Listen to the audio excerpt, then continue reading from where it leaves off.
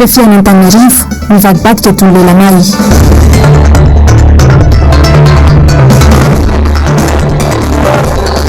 Olga Ramalason tsy mety intsony ny fihetsika mpitandro ny filaminana manoloana ny fampiasan'ny vahoaka amin'izany.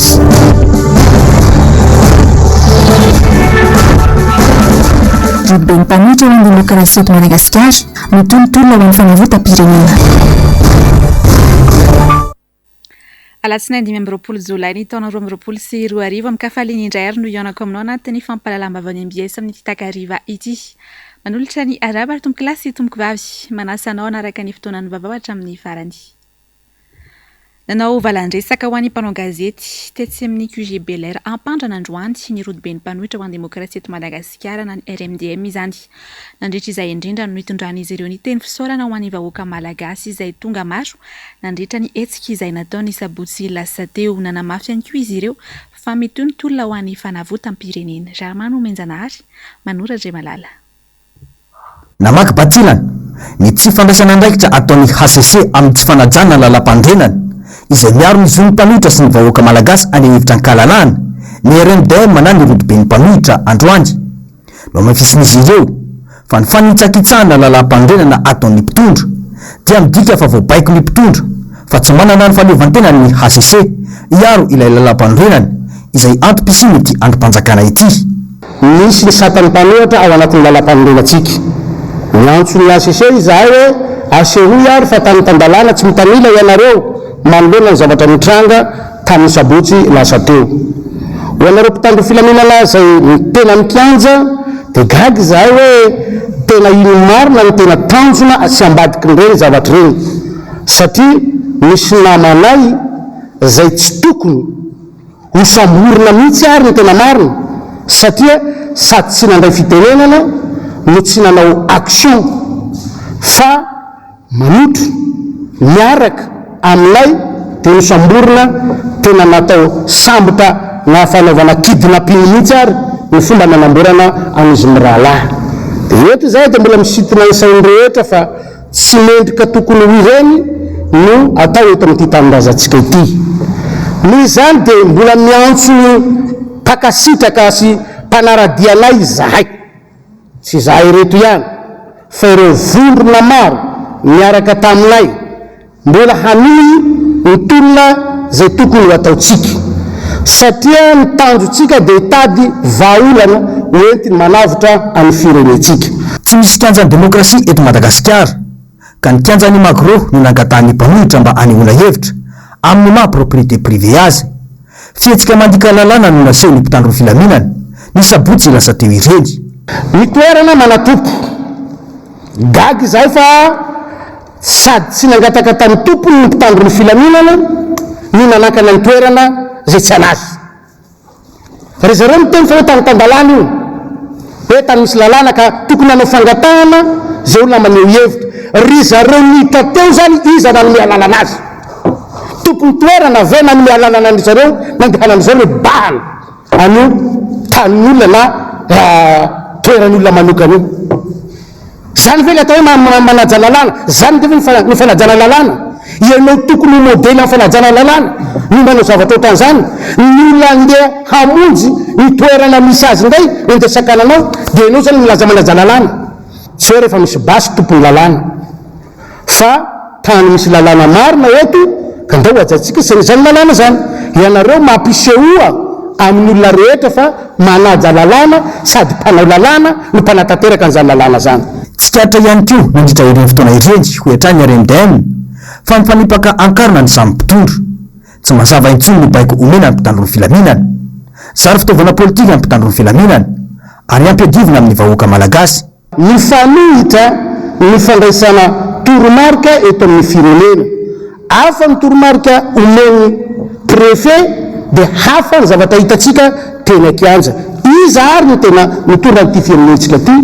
Ny faharoa dia gaga izahay fa ny maintien de l'ordre dia ny préfet na ny solotena mpanjakana ny tokony hitsangana manoloanana eo fa tsy ny mpitandro filaminana dia lasa politiser ve le mpitandro filaminana satria tsy nahita solotena mpanjakana izahay miantso ny députénay hoe avoay préfet le solotena lazainao fa misy solotenanao aty, iza le solotenam-panjakana tonga teo ka nanome baiko an'ireo olona reo, iza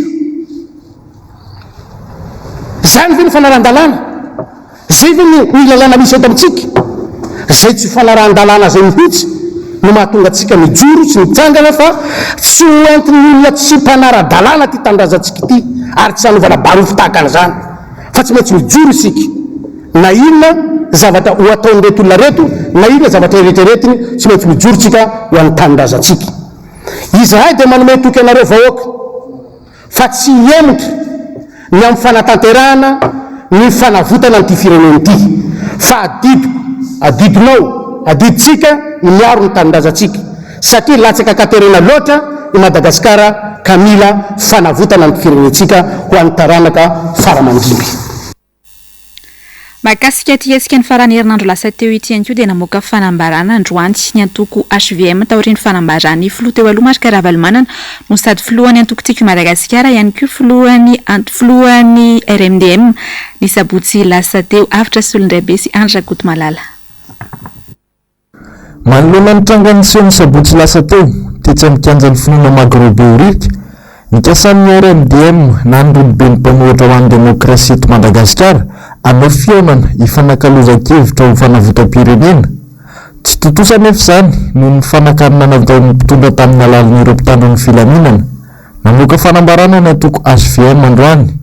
Marihana fa atoko isan'ny mpikambana ao anatin'ny RMDM ihany koa. Teboka efatra no nasongadin'izy ireo izay milaza fa mitoso mahazo fankalalina ny jadona sy ny fanapara-pahefana ary ny tsy fanarahan-dalàna ataon'ny mpitondra ankehitriny eto amin'ny firenena.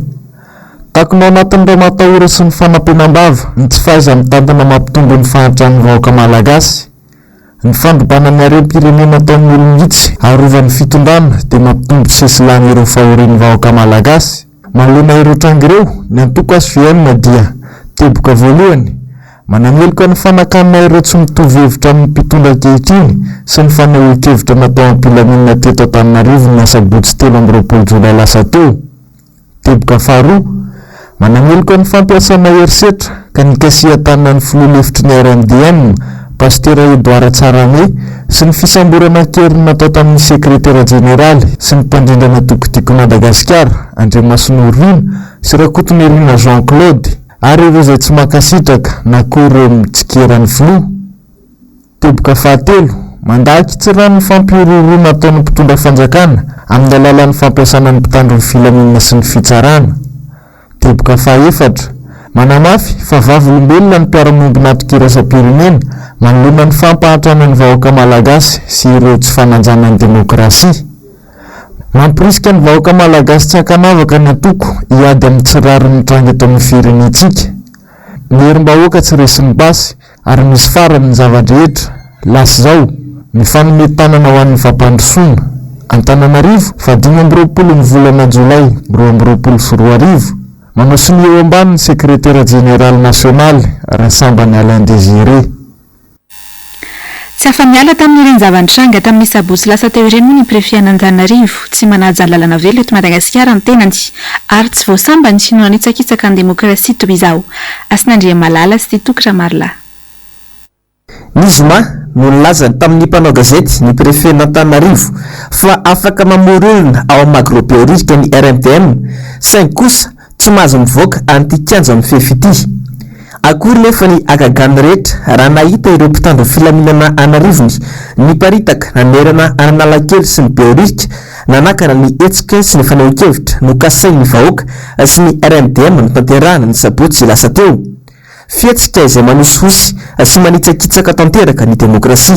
Tsy hevonany fa ny préfet de police ny autorité compétente voalohany ato anatin'ny capitale Antananarivo zany capitale de Madagascar zany samy préfet de police izy nomena compétence araka ny lalàna zany misahana ny ordre de sécurité publique eto Antananarivo nefa moa tsy najainy zany fa namoaka ny vorony misintary amin'ny préfet dia mazava ny fanazan'ny préfet de police iny nefa moa zany dia zavatra hafa indray no nitranga zany atao hoe l'illégalité zany ohatra nefa tsy ajaina intsony fa zay eritreretina ny saina koa zany mba averenao amin'ny lohany ihany le ordre de légalité eto amin'ity firenena ity zany ametrahana amin'ny préfet de police zay.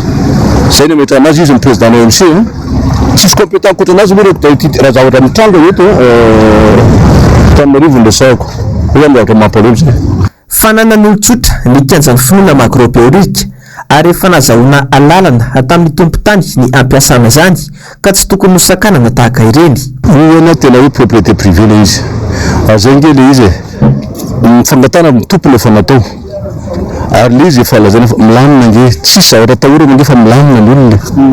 Tena milamina tsy misy problème mihitsy. Fa mahagaga mihitsy le zavatra. Zany hoe l'état tokony état démocratique. Tokony fanjakana zany manaja an'izay lalàna zay. Fa dia zao ny zavatra mitranga eto amin'ny firenentsika manontany teny hoe atraiza zany fetrany zavatra. Tsy vitan'ny fanitsakitsahana faratampony ny demokrasia sy ireo lalana velona rehetra eto Madagasikara intsony izay nataon'ny fanjakana Andry Rajoelina tamin'ny sabotsy izao fa efa manam-pirofo fa fanjakana jadona sy mpampihorohoro ny vahoaka amin'ny alalan'ny mpitandro filaminana izao fanjakana Andry Rajoelina izao.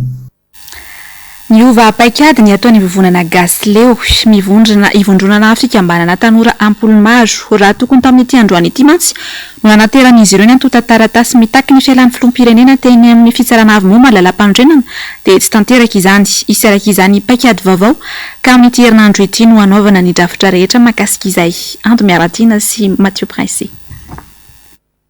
Efa tena mihoatra ny tokony ho izy ny zava-misy eto amintsika amin'izao fotoana izao.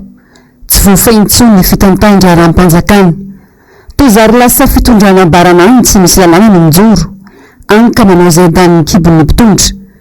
Fitondrana anjakana jadona tanteraka izay miseho amin'ny fanamparam-pahefana atao anterisetra sy didiny besandry. Atao herim-pamoretana ny mpitandro filaminana. Tongotrana voatsela akory izany sabotsy teo dia tsy beorika. Mahalony izany rehetra izany, misy ny fanovana paikady ataon'ny vovonana gasy leo. Ivondronana fikambanana tanora ampolony maro. Izy ireo izay tokony hametraka fitoriana teny amin'ny HCC androany mitaky ny fialana filoham-pirenena. Efa voarakitra ao anaty ny antota taratasy ny mahakasika izany ary tsy atao tara ny fanaovana azy hoy ny fanazavana mba tsy hitara ny fahavoazana efa manjady amin'ny malagasy ankehitriny. Dia amin'ny herinandro ity zany zay no manomana n'le sotiny izy possible tsy dia lava loatra. Satria raha amin'izao zavatra misy eto Madagasikara zao efa manomboka betsaka ny nona efa manomboka betsaka ny mivesatra amin'le olana manjady ny fiakaran'ny vidim-piainana ka tsy dia zavatra ela loatra le zavatra atao.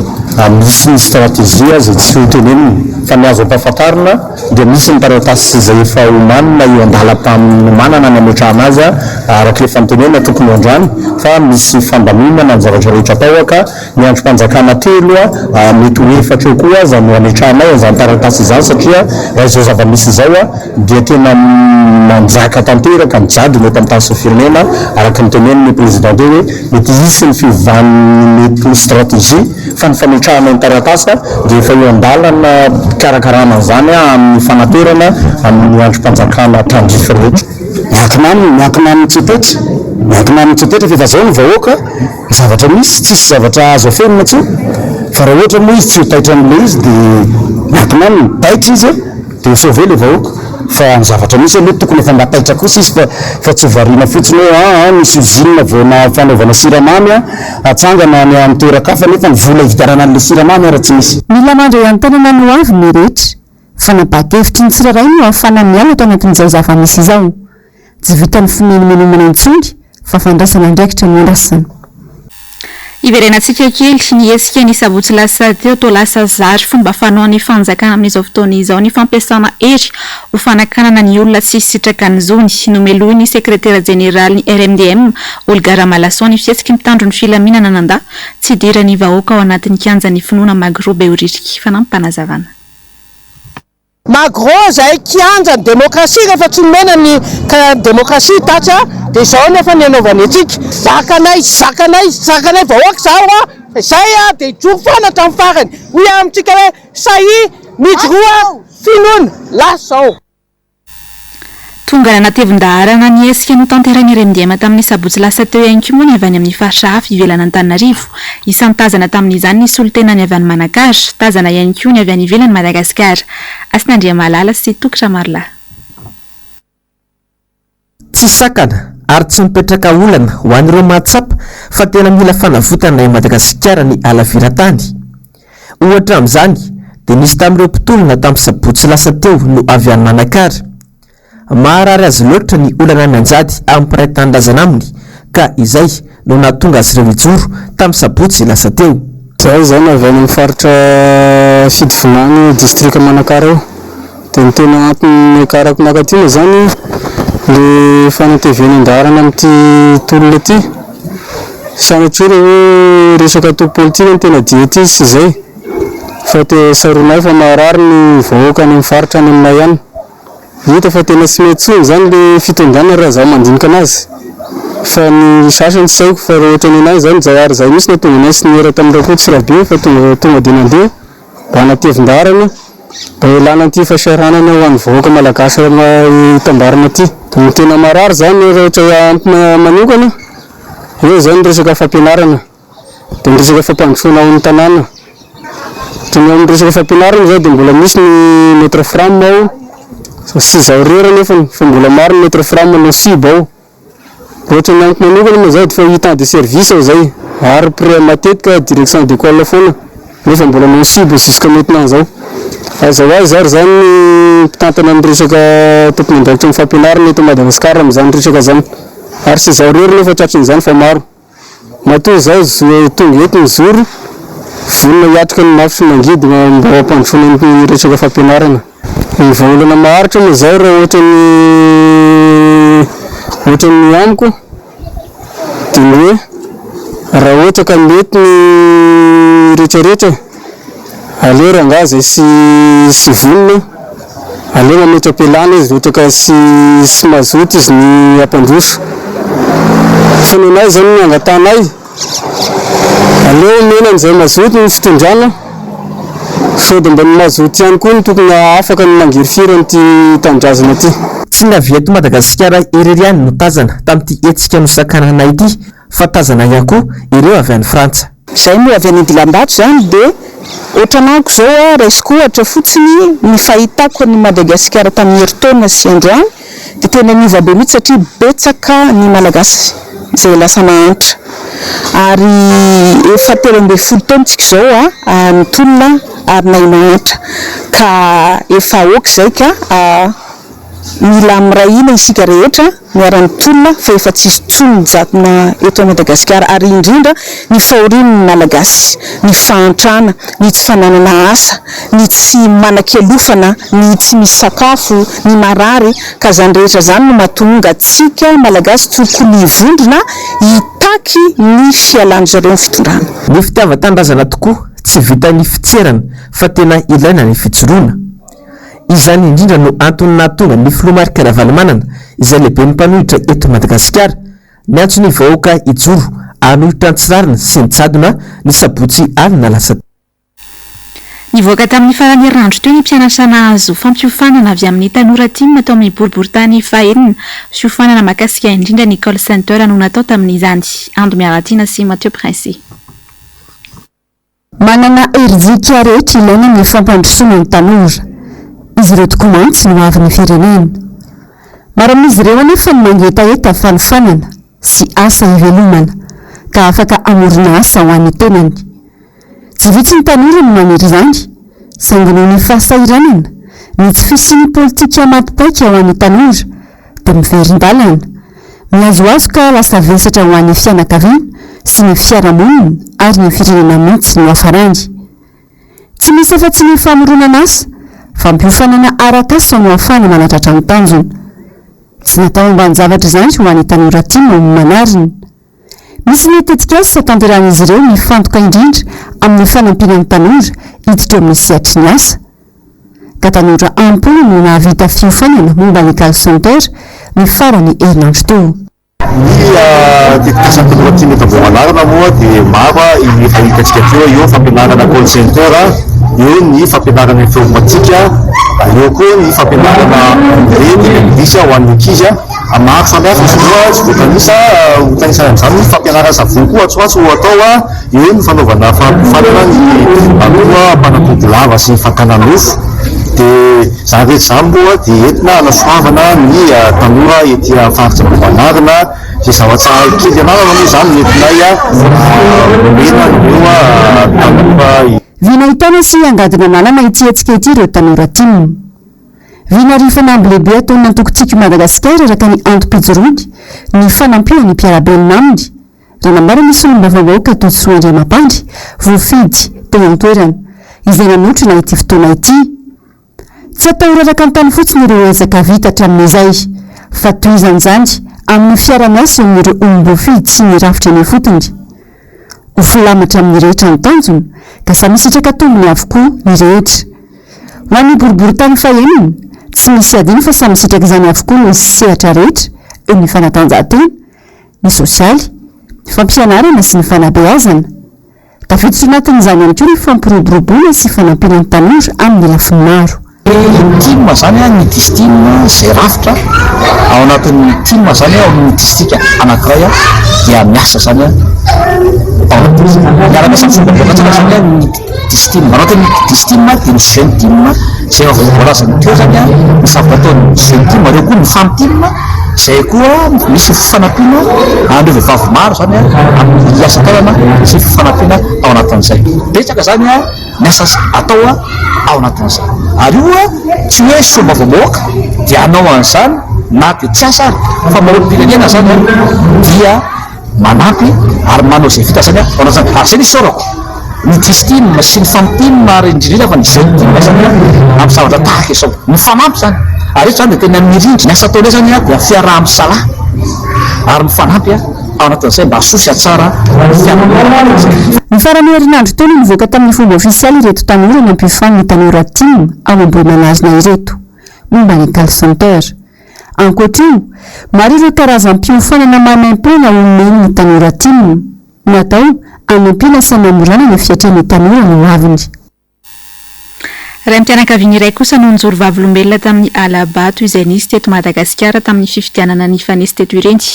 Nentiny teny amin'ny hetsika teny amin'ny Mbagorobe Oririka mihitsy moa ny sabotsy lasa teo ny kara-pifidianana nanoborofon'ny izany. Ramano Menjanary, Manora Andriamalala.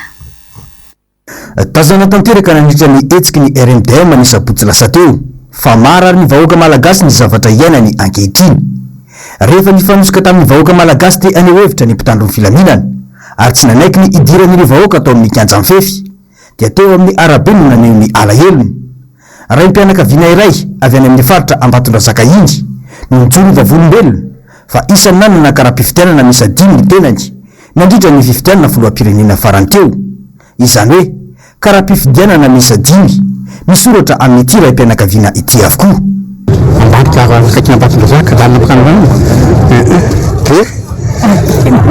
Ireto karapanondro reto manaraka daholo sy amin'ny ara mivadika.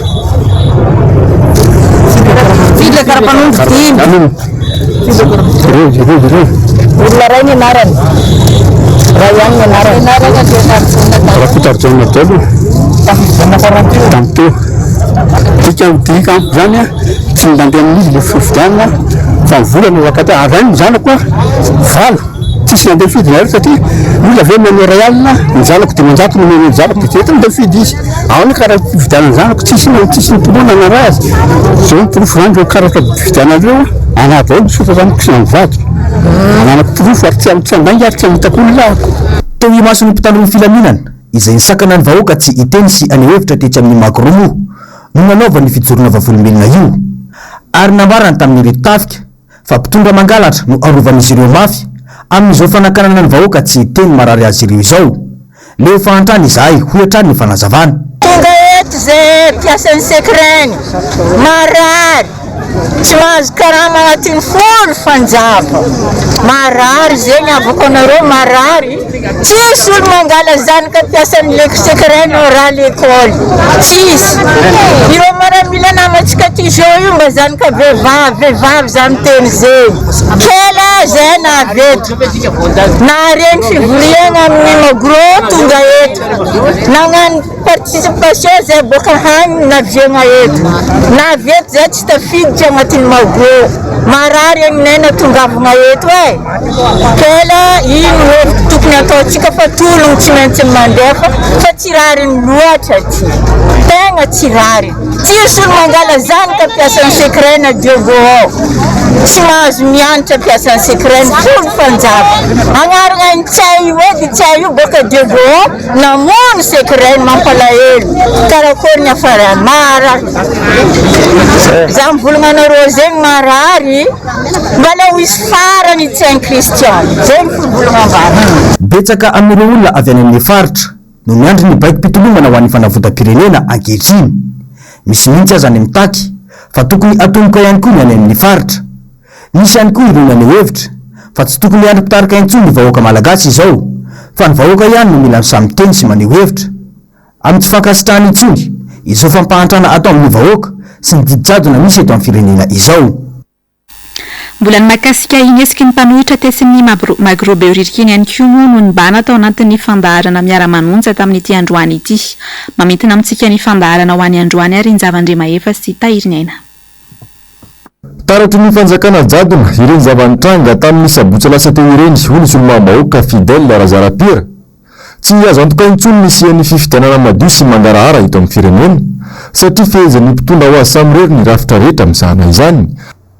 Fifidianana ohatriny ahoana no apetraka reo amin'ity hoe mpandrafitra ny fitsarana avy momba ny lampandrenana nareo mianakavina ao mpandrafitra ny seni ianareo mianakavina ao zay tianareo mihitsy nataonareo tao ty tenareo miandrasinareo fifidianana zavatra mazava ny zavatra nanaovan'ny président Marc Ravalomanina fanambarana hoe raha amin'izao zavatra misy zao tsy misy fifidianana azo eritreretina hoekeniny aty amin'ny fanoerana raha ohatra ka ny rafitra misy amin'izao fotoana zao sy ny lalàna tsy ampiarana anao fanambarana zany lehibe mpanohatra miantso fifampidiniana ny ray aman-dreny am-panahy FFKM fa mba inona ny réaction amin'ny tany amin'ny fitondrana namaly izy miteny izy ohatra ny rano naroraka andamanararaka andamosindrisy zany tsisy réaction mpitondra fanjakana zavatra tsy zavatra azo eritreretina mihitsy ny zava-misy eto amin'ny firenena fa jadona ny tian'Andriamanitra Androajoelina apetraka eto ary fitaovam-pamoretana entin'Andriamanitra Androajoelina ametrahana ny jadona eto amina ny mpitandro filaminana mibaribary atrany tsy fanajan'ny mpitondra ny lalam-panorenana azo lazaina hoe miretsi-kombakomba amin'izany tsy fanaran-dalàna ataon'ny mpitondra izany ankoho ny ACC raha mimangina manoloana ireny fihetsika fenerisetra natao tamin'ny mpanohitra ireny na le fomba misamborana an'ilay izy ara dia tena manenatra hoe ohatra ny hoe sanatsy ny vavana dinilina ohatra n'ireny hoe dalo tratra mody omby flagrant délit moa zay vao zany fomba fiteny anazy sahala amin'izany mianto amin'ny vodina akanjony tositosika fa tsy misy demokrasia tsy misy fahalalana aneo hevitra zany eto amin'ny tany sy ny firenena kanefa ny zokorina dia misy mpitondra fanjakana ao anatin'ny membre gouvernemanta pijapintsana mihitsy hoe droit absolu ny vahoaka malagasy ny maneho hevitra rehefa misy zavatra tsy tantiny na resaka jirama zany ninona zany mana fotoana anazy ataon'le mpitondra dia manana zofino eny fa nanana lam-panorenana zokorina dia mametraka tsara hoe manana aneho hevitra amin'ny toerana zay tiany atao ny olom-bahoaka malagasy eto amin'ny tany sy firenena. Disokajo politika tanteraka ny fanjakana ho ihany ny miara-mamonja tsy ny fisamborana ireo ny mpanohitra mihitsy no anala izao krizy mahazo ny firenena izao fa ny fisian'ny firaisan-kinany rehetra rehefa sambolo ny Rina Scordo Jean-Claude dia verina volamena 73 rehefa tapenana ny vavany RMDM sy ny TIM dia tsisy tsony ny délestage ohatr'izay manko zany le zavatra tianareo atao ary rehefa tsy afaka miteny tsony ny miara-manonja dia inona rino dia midina ny vidim-piainana midina ny vidin-dasatsy ohatr'izany ny zavatra tianareo atao io ngambana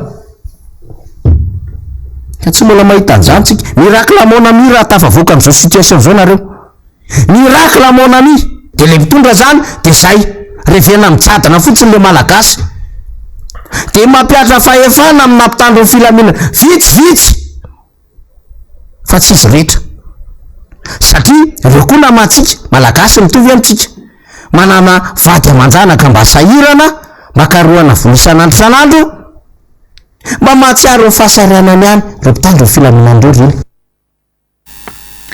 Ankoatra ny aitrano misy eto amin'ny Karieram-Bolamena ao Sahatona komina Andohajango distrika ny Mandritsara faritra Sofia dia mifandimby indray amin'izao ny aretina maro manao antsoava araka izany ny mponina sy ny tompon'andraikitra any an-toerana tatitra ataony afitra solondray be horonan-tsary Radio Mangarara rindran-tsary ny Andrakot Malala. Mpifindramonina maro ny tonga tao Sahatona raha narefa nisy ny Karieram-Bolamena vaky tao an-toerana iray volana latsaka teo eo izay. Nisy ny disadisa tamin'ireo mponina tompon'ny tanàna sy ireo mpivahiny fa niravina vetivety izany. Teo ny trano nandrava trano maro faran'ny herinandro teo ka maro tamin'ireo mponina nitsonana koraisina intsony. Olona mpifindranonina miezaka mitady izay ahafahany velona no akamaroan'izy ireo. Mandady arina andrehetra noho ny antom-piainana mahazo ny malagasy ankehitriny. Amin'izao fotoana izao dia fantatra ihany koa fa misy ny aretina mahazo ireo fianakaviana mpitrandraka volamena ka kohaka sery ny tena fitrangan'izany raha ny fitantaran'ny ireo mponina. Dia misy polisan-datin'olona dia mikohaka sery jiaby ato amin'ny lafiseraka atahorana sy mivadika aretina karazana hafa zany le raka fa ela ny ela dia mba manentana ireo mpona fanjakana apart tao aty zay ny fanafody raha ohatra misy zavatra tonga atao fa zay ny tena aretina grave aty.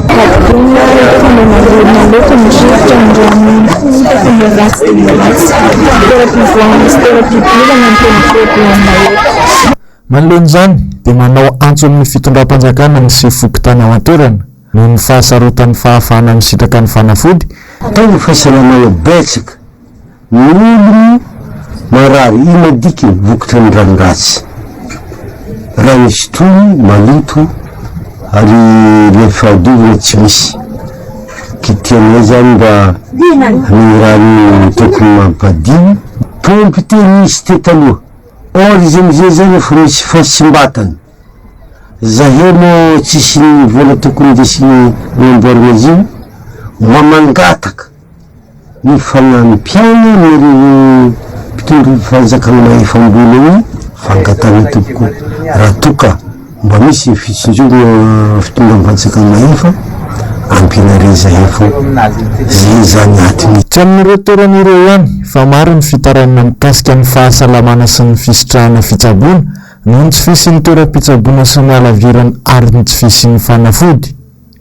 Tsy aivina fa zo fototra ny fisitrahana fahasalamana ka anairana ny fitondram-panjakana mba hanao fiandohan-draharaha ireo asa mitohaka amin'ny fiainam-bahoaka andavanandro.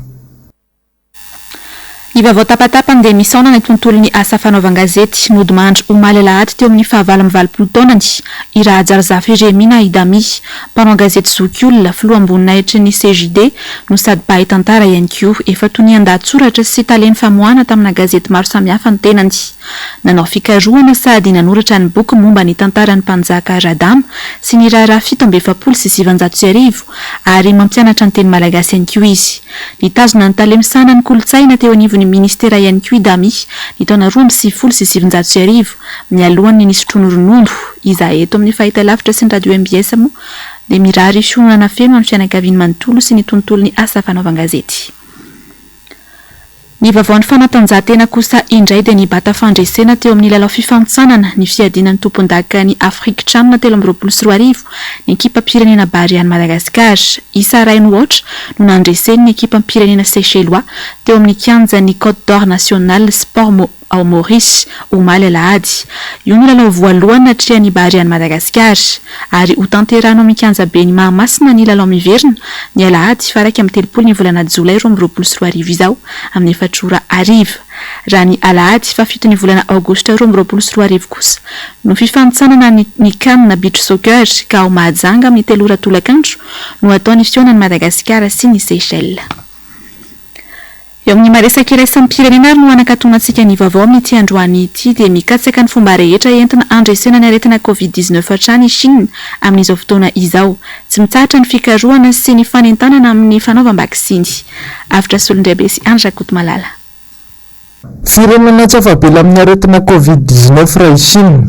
Miverimbery ny zanatra amin'izay natombohany ity aretina ity ny taona 2012. Nianjana ny fepetra rehetra nentina ny fehezana ny fiparitahana tany an-toerana ary nampiasana teknôlôjia maro mihitsy. Voatsela no misy indray ny fiverenan'ny aretina ary nahitana tranga maromaro mihitsy. Milaza ampahabe maso ireo mpitondra rehetra amin'ity firenena lehibe ity fa efa nirosy sy nisitraka ny fanaovana vaksiny avokoa izy ireo. entina indrindra mba ho fanamariana fa azo antoka ny vaksiny izay vokarina ao an-toerana ihany. Manentana ireo mponina ihany koa izy ireo mba hirosan'ny fanaovana ity vaksiny ity izay any fanefitry naretina Covid-19. Vaksiny efa 3.4 lavitrisa no vokarina ka olona manodidina ny 2.9 lavitrisa na 7.7 isanjato navita fatra indroa, raha 7.7 tapitrisa na 7.7 isanjato tamin'ny mponina kosa navita ny fatra intelo. Raha ho an'ireo efa lehibe maherin'ny 80 taona indray kosa dia maherin'ny 4.7 isanjato no nahavita ny fatra roa, raha 17.3 isanjato ho an'ny vaksiny lafatra telo. No mafisin'ny tompona andraikitra misahana ny vaksiny fa mikatsaka fiarovana sy fahombiazana ireo mpitsabo sy mpikaroka maro amin'ny famoronana ny vaksiny. Raha ny voka-pikarohana nataon'ireo manam-pahaizana izay notsongana manokana ihany koa dia nilaza fa mampiana ny mety ho taham-pahafatesana sy ny risika amin'ny maro hafa io vaksiny vokarina io. Mety ho hatrany ny adany toerana amin'ny ity aretina ity ka tanjona apetraka ny isitra andrehetra vaksiny mba hifehezana aingana ny aretina izay miparitaka be indray ao Chine. Toy izao ny fandaharam-potoana miandry ianao rehefa avy eo ary ny fampalalana vaovao eto amin'ny fahitalavitry ny MBS, ny fandaharana ahoana marina, ny fandaharana Global News ary ny horonan-tsary Fatal Instinct. Ny tena kosa mametraka ny veloma mandrapitafa ho amin'ny rampitsy indray tompoko.